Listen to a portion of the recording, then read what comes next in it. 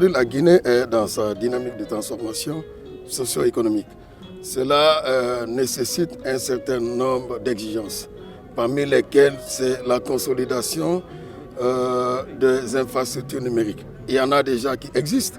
On a parlé d'un premier cap sous-marin qui est d'une date de 13 ans à date. Et ça veut dire, si on prend une moyenne de vie d'expérience de 25 ans, ça veut dire pour ce câble sous-marin, il va rester 50% de moitié. Alors il est urgent de se lancer dans la conquête ou dans l'acquisition d'un second câble sous-marin et voire même un troisième, pourquoi pas un quatrième, puisque le niveau de croissance économique de notre pays, il y aura une demande forte qui va impacter la demande au niveau donc, du numérique.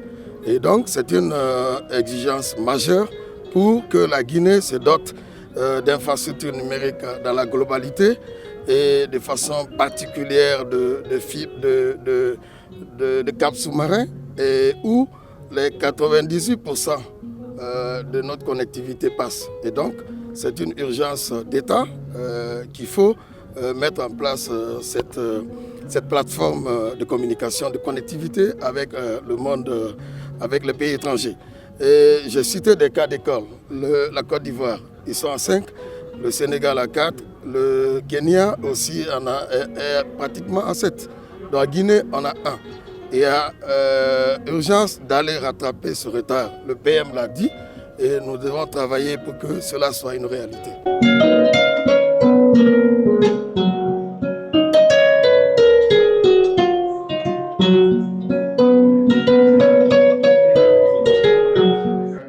Ce que je dis, je le dis du fond du cœur. Nous sommes depuis très longtemps. Et vous vérifiez, monsieur le ministre de l'économie numérique et des télécoms, les lettres de mission de l'année dernière. Il était dit de tout faire pour qu'il y ait une sécurité en termes de connectivité en développant, disons, la possibilité d'avoir au moins 2 câbles sous-marins. Merci d'avoir engagé la procédure pour que nous soyons, comme disent les informaticiens, update. Mais ce n'est pas suffisant. 2 câbles, ce n'est pas suffisant. On dit jamais 203. Donc d'ores et déjà, il faut penser à un 3e. C'est une question de sécurité nationale. Et c'est une urgence, surtout dans ce monde qui est de plus en plus particulièrement perturbé et dangereux. Ceci dit, la mer, oui, mais les airs aussi. L'autre point, c'est la Guilab aussi, le backbone. Il est bien 4000 km, mais est-ce qu'on l'utilise conséquemment? Est-ce que les dispositions sont prises pour que cela puisse être rentabilisé? Je ne pense pas.